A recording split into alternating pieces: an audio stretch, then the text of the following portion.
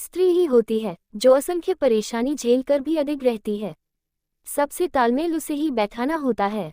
स्त्री का दिल मजबूत होता है, कितने तिरस्कार, कितना उत्पीड़न झेल लेती है, फिर भी परिवार की देखभाल में कोई कसर नहीं छोड़ती।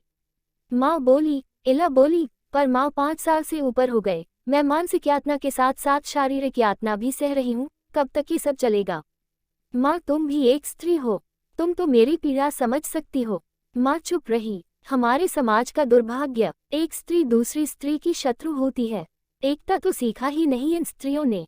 माँ की चुप्पी में इला को जवाब मिल गया, उसे फिर उस नरक में जाना पड़ेगा जिसे वो छोड़ आई थी।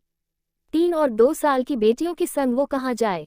उधर माँ का दिल बेटी की तकलीफ से दुखी था, पर वो मजबूर थी। खुद बेटा बहू के साथ रहती है तो इतना अधिकार कहाँ कि बेटी की पैरवी करें। उन्हें लगा समझा बुझा कर वापस भेज देने में सबकी भलाई है। इला बिस्तर पर करवटें बदल रही थी, उधर माँ अपने बिस्तर पर। इला की शादी उसके पिता ने धूमधाम से की थी। बड़े लोग थे, यूं तो इला के पिता भी खाते पीते घराने के थे, पर वे ज्यादा बड़े लोग थे। इला की सुंदरता और सुघड़ता देख उन लोगों ने स्वयं रिश्ता मांगा था। यही चूक हो गई। इला के पिता ने लड़के के बारे में पता नहीं किया, सोचा इतने बड़े लोग हैं, लड़का भी संस्कारवान होगा, पर जरूरी नहीं है कि जहाँ धन है वहाँ संस्कार भी होगा। लक्ष्मी और सरस्वती एक साथ नहीं रहती। शादी के बाद ससुराल में कुछ दिन तो अच्छे से बीते। सास ससुर तो बहुत प्यार करते थे। पति ने भी कुछ दिन किया, फिर अपने असली रूप में आ गया। क्रोध आने पर दानव बन जाता था। शायद कोई मानसिक बीमारी थी, जो दूसरों को दर्द दे खुश होता था। पहली बार जब हाथ उठाया था तो उसे कोई रोक नहीं पाया। फिर तो आए दिन की बात हो गई। रात गुजरने के बाद सुबह पति माफी मांग लेता था। कुछ दिन बाद पता चला पति के कई महिला मित्र हैं। बात मित्रता तक होती तो कोई बात नहीं थी, पर बात तो उन संबंधों की थी जो इला को मान्य नहीं था। सास ससुर भी बेटे की असलियत जानते थे तो चुप रहते थे। उनकी चुप्पी से इला बहुत आहत होती थी, पर कुछ बोल नहीं पाती थी। वो कई बार मायके आई, पर भाई भाभी माँ उसे समझाकर वापस भेज देते थे।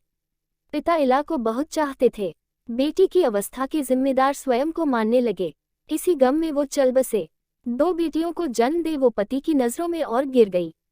कई बार वो उम्मीद से हुई, पर लड़की का अंदेशा होते ही गिरा दिया जाता था।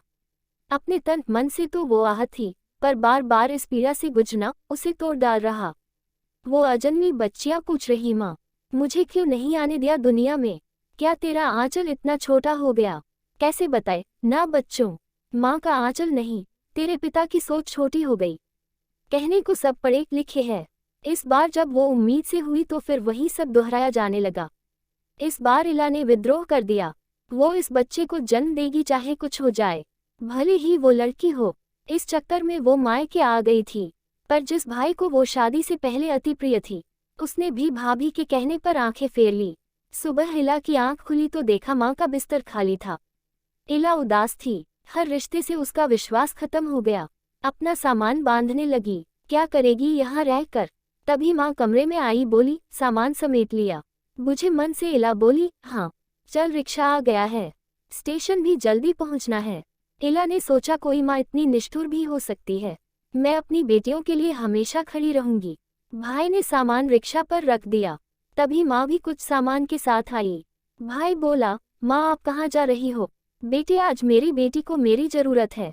बहुत सह लिया उसने, उसके पिता होते तो उसे इस तरह नहीं छोड़ते। मैं इला को ले गांव जा रही हूँ और वहीं इसके साथ रहूंगी।